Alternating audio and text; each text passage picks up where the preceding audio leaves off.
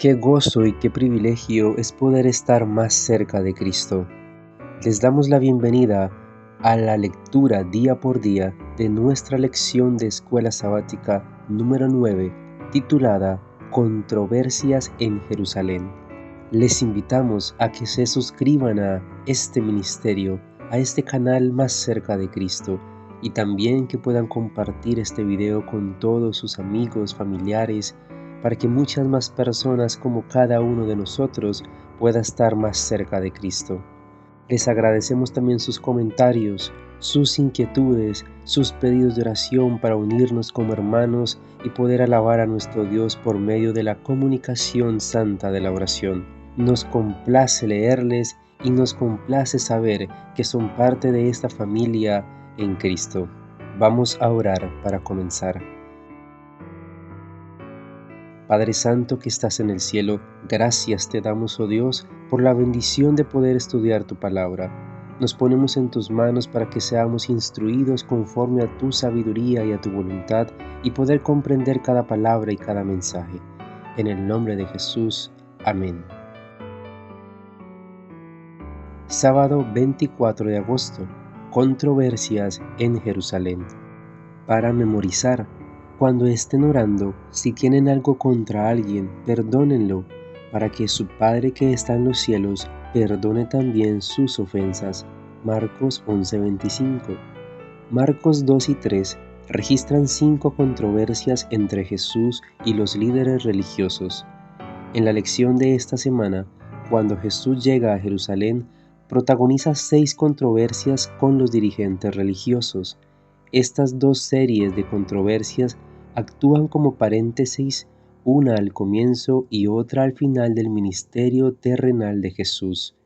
Cada serie tiene que ver con asuntos importantes para la vida cristiana. Las instrucciones de Jesús, aún en estas situaciones polémicas, orientan a los creyentes tanto en asuntos fundamentales de la fe como en cuestiones prácticas de la vida cotidiana. Los líderes religiosos acuden a confrontar, tratar de confundir y derrotar a Jesús, pero sin éxito.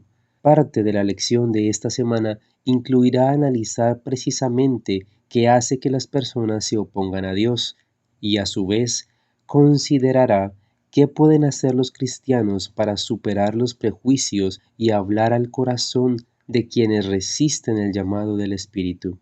En Marcos 11, el ministerio de Jesús tendrá lugar en Jerusalén durante la Pascua. Marcos 11 al 16 cubre poco más de una semana. La velocidad narrativa ha disminuido marcadamente. Los primeros 10 capítulos cubren aproximadamente 3 años y medio. Esta desaceleración apunta a la importancia de estas escenas finales. Comentario de Elena G. White. El tiempo de la Pascua se estaba acercando, y de nuevo Jesús se dirigió hacia Jerusalén.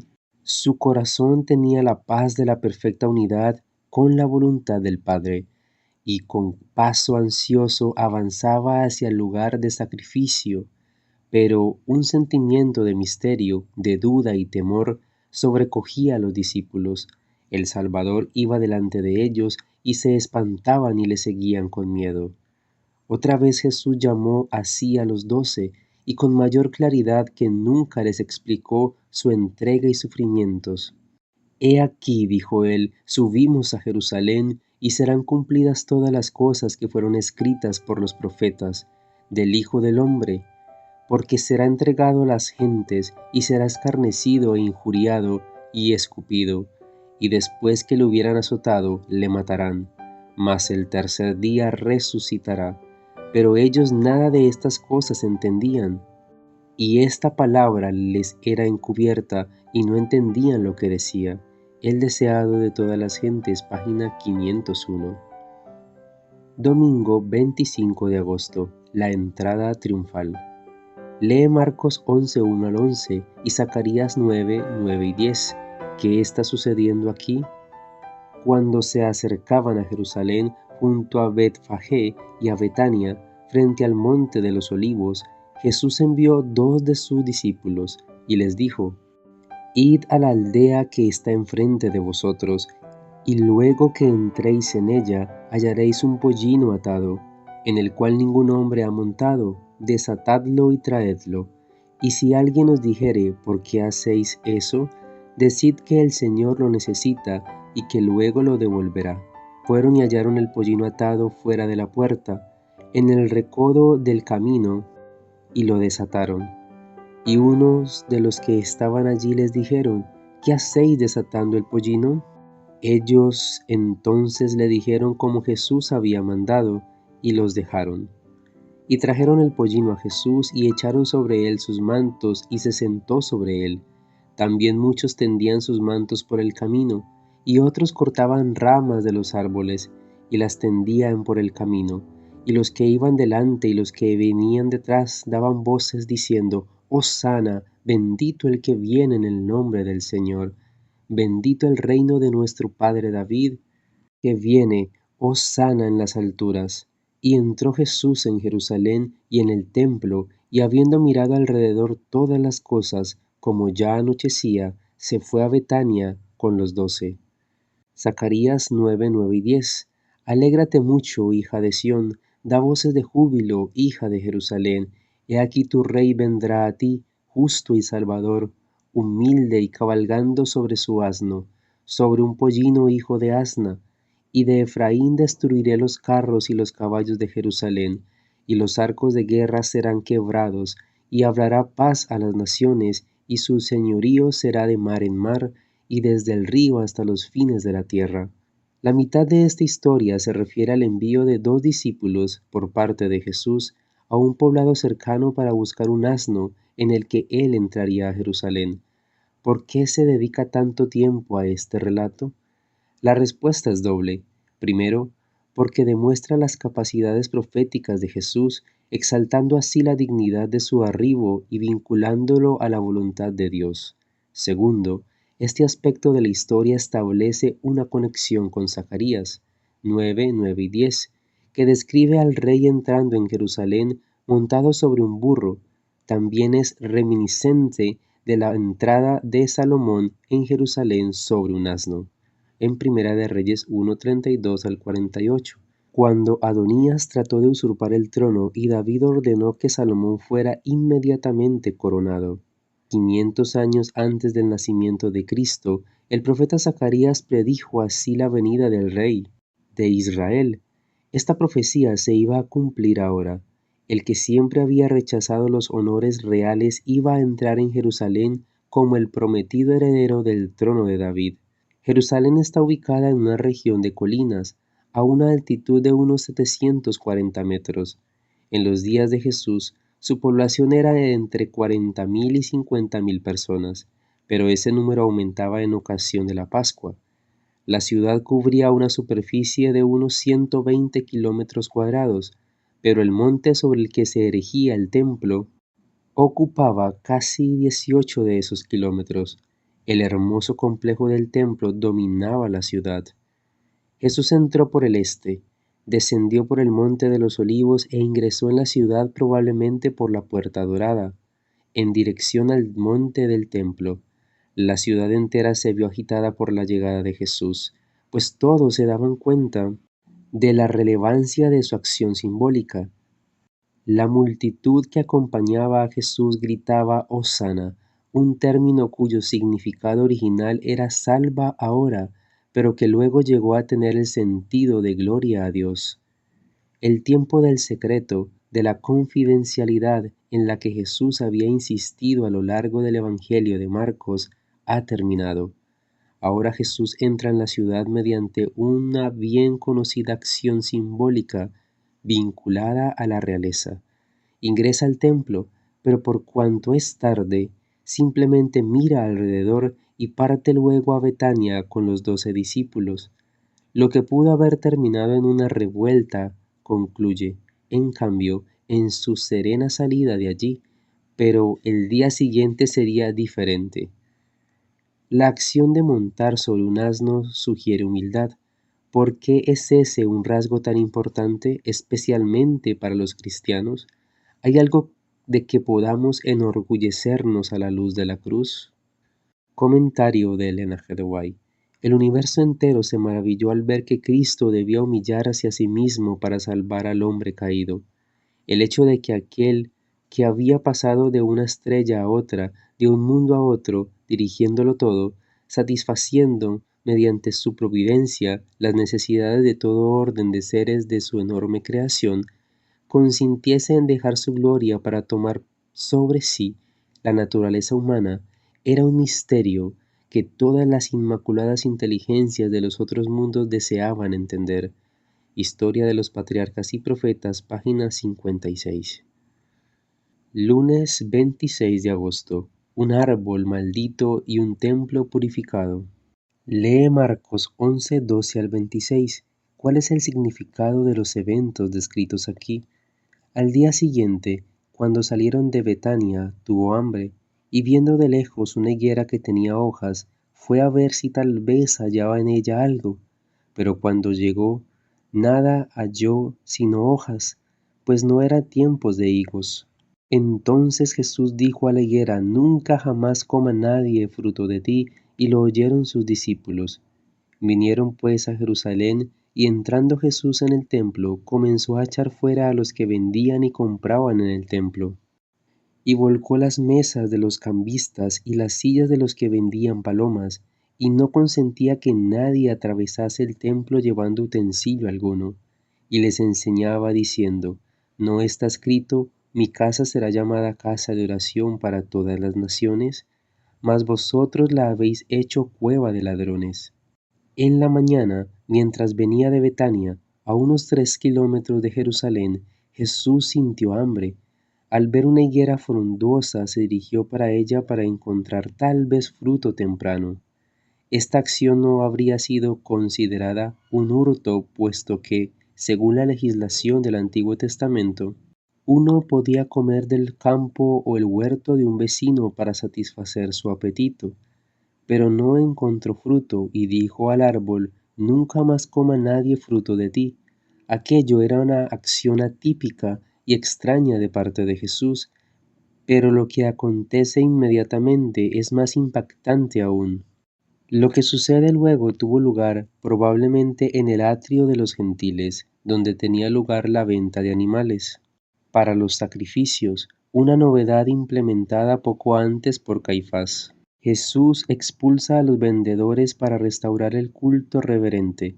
Su acción es una afrenta directa contra los que estaban a cargo del sistema del templo. Jesús vincula dos pasajes del Antiguo Testamento en su dura reprimenda contra el profano tráfico. Insiste en que el templo debe ser una casa de oración para todos los pueblos, Isaías 56:7, incluyendo enfáticamente a los gentiles. Luego dice que los líderes han convertido el templo en una cueva de ladrones, Jeremías 7:11. Más tarde, al final de esta asombrosa jornada, Jesús abandona la ciudad junto con sus discípulos, Marcos 11:19. A la mañana siguiente, al ir nuevamente a la ciudad, los discípulos se asombran al ver la higuera marchita de raíz. Jesús imparte una lección acerca de la oración y el perdón como parte de su explicación acerca de lo ocurrido. ¿Qué significa todo esto? Estos dos relatos constituyen la cuarta historia sándwich del Evangelio de Marcos, ver lección 3. En las historias de ese tipo se emplea la ironía que se dramatiza mediante personajes paralelos que realizan acciones opuestas o mediante personajes opuestos que realizan acciones paralelas. En esta historia, la higuera y el templo están en paralelo. Jesús maldice la higuera, pero purifica el templo, dos acciones opuestas. Pero la ironía consiste en que los dirigentes religiosos se complotarán ahora para matar a Jesús, y esa acción significará el fin de todos los servicios del templo, los cuales hallaron su cumplimiento en Jesús. ¿Qué cosas de tu vida necesitan ser limpiadas por Jesús? ¿Cómo puede ocurrir esto? Comentario de Elena G. de White. La razón por la cual nuestro pueblo ha perdido facultades es que profesa la verdad pero no la practica. Tiene poca fe y confianza en Dios. Si la mente estuviera puesta en Dios y la verdad ejerciera una influencia santificadora sobre el corazón, el yo se escondería en Cristo. Muchos tenéis la teoría de la verdad, pero no sentís su poder en el alma. La higuera estéril extendía sus pretenciosas ramas ante el cielo, pero cuando el Redentor buscó el fruto, he aquí que no había nada más que hojas.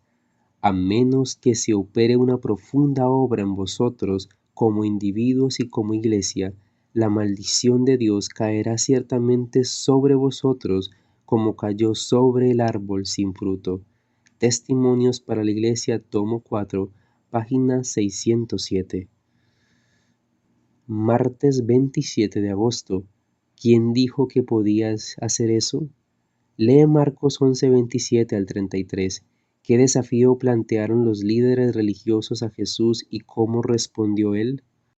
Volvieron entonces a Jerusalén y andando él por el templo, vinieron a él los principales sacerdotes, escribas y ancianos, y le dijeron: ¿Con qué autoridad haces estas cosas? ¿Y quién te dio autoridad para hacer estas cosas? Jesús respondiendo les dijo: Os haré yo también una pregunta, respondedme, y os diré con qué autoridad hago estas cosas. ¿El bautismo de Juan era del cielo o de los hombres? Respondedme. Entonces ellos discutían entre sí, diciendo: Si decimos del cielo, dirá: ¿por qué pues no le creísteis? Y si decimos de los hombres, pero temían al pueblo, pues todos tenían a Juan como un verdadero profeta. Así que, respondiendo, dijeron a Jesús: No sabemos. Entonces respondiendo Jesús les dijo: Tampoco yo os digo con qué autoridad hago estas cosas. Un día después de que Jesús limpió el templo, los líderes religiosos lo confrontan en sus atrios y le preguntan con qué autoridad había actuado el día anterior.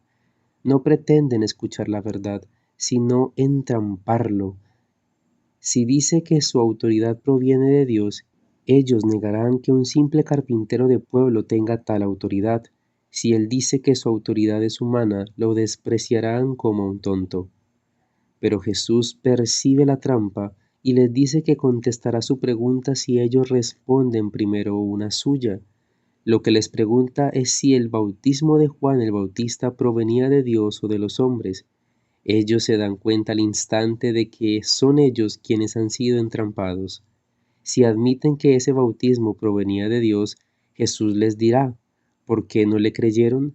Si dicen que fue una iniciativa humana, temen la reacción de la gente, así que mienten y responden que no saben. Esto da a Jesús la oportunidad de rehusarse a contestar la pregunta de ellos. Lee Marcos 12:1 al 12. ¿Cómo continuó Jesús su negativa a responder y con qué efecto? Jesús presenta una parábola acerca de una viña, un propietario y arrendatarios a quienes el dueño alquila el campo. La historia que Jesús narra tiene grandes similitudes con la parábola de la viña en Isaías 5, donde Dios presenta una acusación contra el Israel infiel. Cualquiera habría reconocido el paralelo, especialmente los líderes religiosos. La historia se desarrolla de una manera muy inusual, dado que los arrendatarios se niegan a entregar el fruto de la viña al propietario. En lugar de ello, maltratan y matan a los siervos que él envía. Finalmente, el dueño envía a su amado hijo a quien espera que ellos respeten, pero no ocurre eso. Razonan en cambio y extremadamente que si matan al hijo, la viña les pertenecerá. Su descabellado razonamiento es sorprendente y la sentencia que se les impondrá está justificada. Lo que Jesús estaba haciendo en esta historia era dirigir a los líderes religiosos una solemne advertencia acerca del desenlace de su conducta. Vista desde una perspectiva, su parábola es un amoroso preaviso. Aún no es muy tarde para que cambien y eviten un juicio seguro. Algunos de ellos se arrepentirán, cambiarán y aceptarán a Jesús, otros no. Comentario de Elena G. de White. La multitud esperaba la decisión con intenso interés. Sabían que los sacerdotes habían profesado aceptar el ministerio de Juan y esperaban que reconocieran sin reservas que era enviado de Dios. pero después de consultarse secretamente, los sacerdotes decidieron no comprometerse. Simulando ignorancia, dijeron hipócritamente, no sabemos.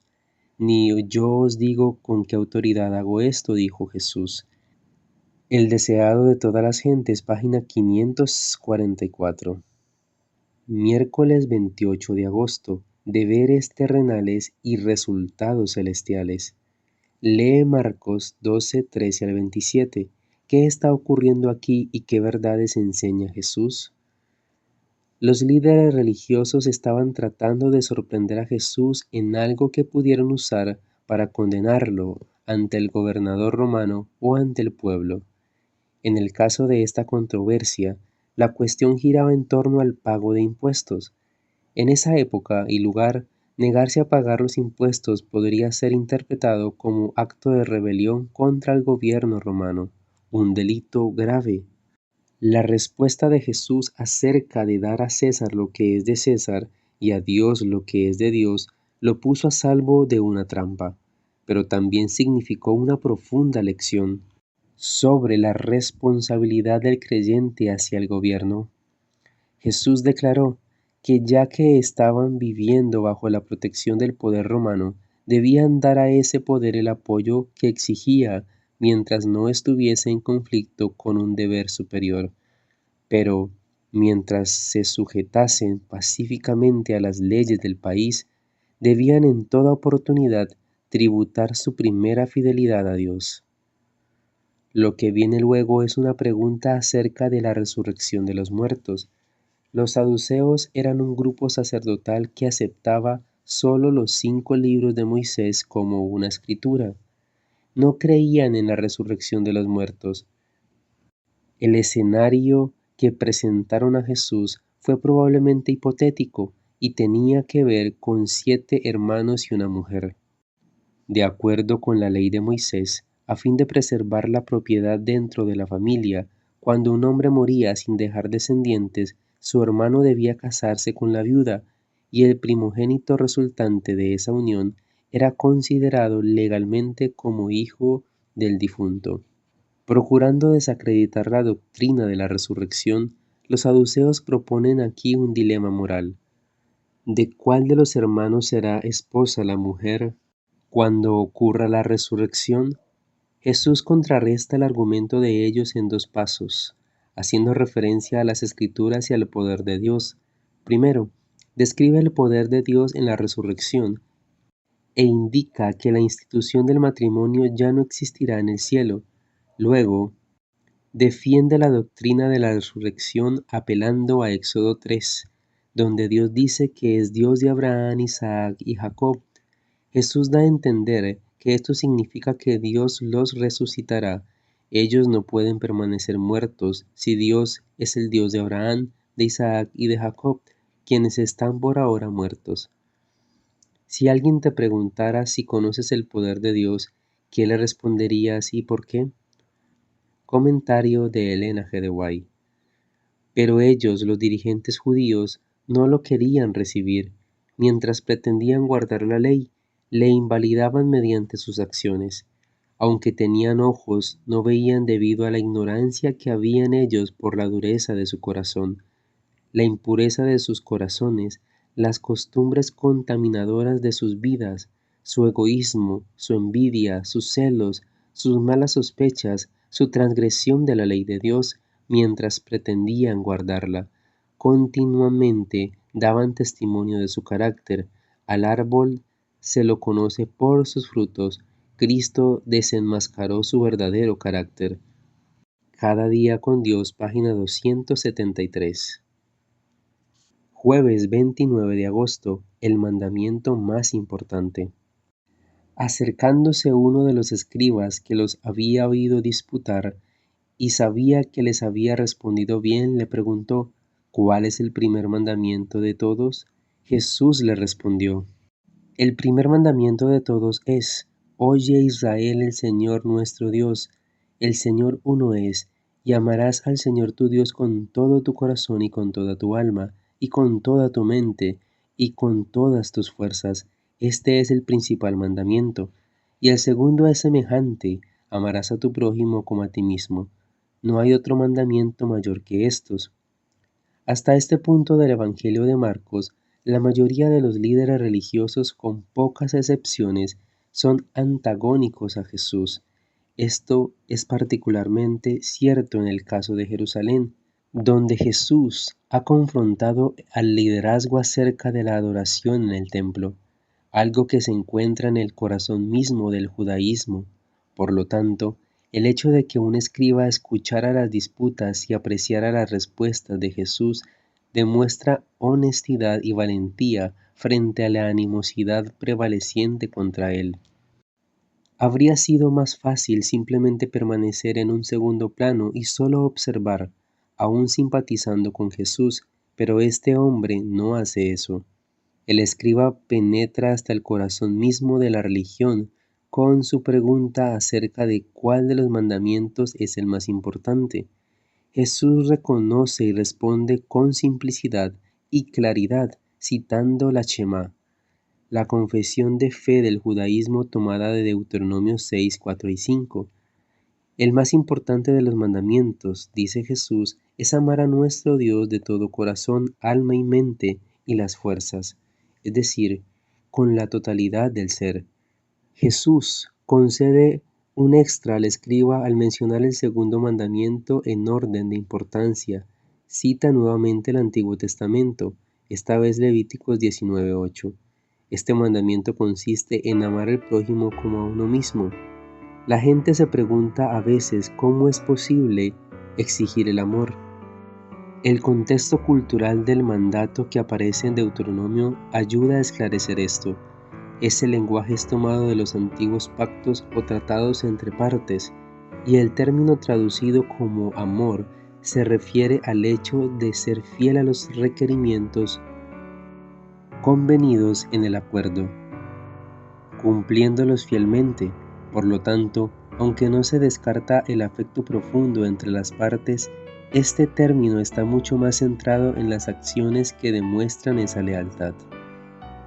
El escriba fue honesto y apreció la claridad y la simplicidad de la respuesta de Jesús, reconociéndolas a viva voz. Uno puede imaginar los ceños fruncidos de los otros líderes religiosos, y puesto que el escriba honesto afirma que la respuesta de Jesús es válida, algo que ninguno de ellos estuvo dispuesto a hacer, Jesús también expresó su reconocimiento hacia el escriba por su respuesta honesta al decirle que no estaba lejos del reino de Dios. No estar lejos no significa estar dentro. Lo que el escriba todavía necesitaba era conocer quién era Jesús y seguirlo, un paso adicional en el camino de la fe. ¿Cómo aprendemos a amar a Dios y a nuestro prójimo como a nosotros mismos? ¿Por qué es la cruz la clave para obedecer estos mandamientos? El comentario de Elena G. de White nos dice: podemos medirnos a nosotros por nosotros mismos, podemos compararnos entre nosotros mismos, quizá digamos que nos portamos tan bien como este o aquel, pero la pregunta por la que se demandará una respuesta en el juicio es: ¿llenamos los requisitos de las demandas del alto cielo? ¿Alcanzamos la norma divina? ¿Están en armonía nuestros corazones con el Dios del cielo? Mensajes Selectos, tomo 1, página 376 y 377. Viernes 30 de agosto, para estudiar y meditar. Lee los capítulos Un pueblo condenado, Cristo purifica de nuevo el templo y controversias en el libro El deseado de todas las gentes de Elena G. de White, página 547 a la 576.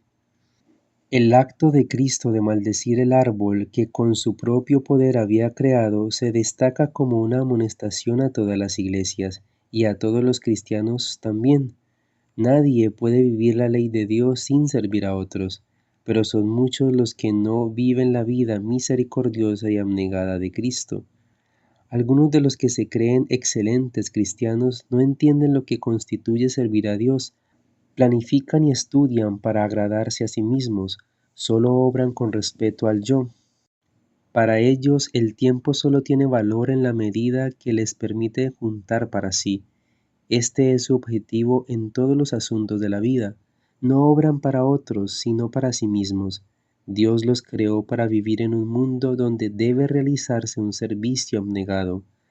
Los designó para ayudar a sus semejantes de toda manera posible, pero el yo es tan enorme que no pueden ver otra cosa. No están en un contacto con la humanidad. Los que así viven para el yo son como la higuera, que tenía mucha apariencia pero no llevaba fruto.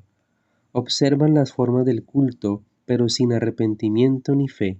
Profesan honrar la ley de Dios, pero les falta obediencia. Dicen, pero no hacen. En la sentencia pronunciada sobre la higuera, Cristo demostró cuán abominable es a sus ojos esta vana pretensión. Declaró que quien peca abiertamente es menos culpable que quien profesa servir a Dios pero no lleva fruto para su gloria. Preguntas para dialogar. Reflexiona acerca del significado de la purificación del templo y por parte de Cristo, ¿cómo podría aplicarse ese principio hoy a nuestra iglesia? ¿Cómo debería ocurrir una limpieza tal? A lo largo de los evangelios, Jesús se refiere una y otra vez a las Escrituras y a cómo deben cumplirse. ¿Qué nos dice esto acerca de cuán centrales son ellas para la vida de la fe? ¿Por qué debemos rechazar fervientemente todo intento de rebajar la autoridad de las Escrituras, especialmente la idea de que ellas son meramente las ideas de las personas acerca de quién es Dios y de cómo obra? ¿Dónde se encuentra la línea apropiada de separación entre la Iglesia y el Estado? ¿Cómo ilumina ese debate la enseñanza de Jesús? Busquen textos que hablen de la resurrección. ¿Por qué esta doctrina es tan central para nuestra fe, especialmente al considerar el estado de los muertos? Padre Santo que estás en el cielo, gracias, oh Dios, te damos por tus bendiciones. Y en este momento especial queremos ponernos en tus manos para poder entender y comprender lo que debemos realizar como hijos de Dios. Si aún no sabemos o no conocemos algo que es importante, estamos dispuestos a aprenderlo en cada momento. Nos ponemos en tus manos de amor para que a cada oración, a cada petición, sea contestada conforme a tu voluntad, oh Dios. Gracias por amarnos, gracias por permitirnos estudiar tu palabra y gracias por ser parte de este ministerio aprendiendo de Jesús. Todo esto te lo pedimos en el nombre de tu Hijo amado Cristo Jesús. Amén. Recuerden, mis apreciados hermanos, a suscribirse, darle like y estar pendiente de todas las notificaciones para el material y contenido de amor, salvación y gozo en Cristo que estaremos subiendo para ustedes. Dios les guarde.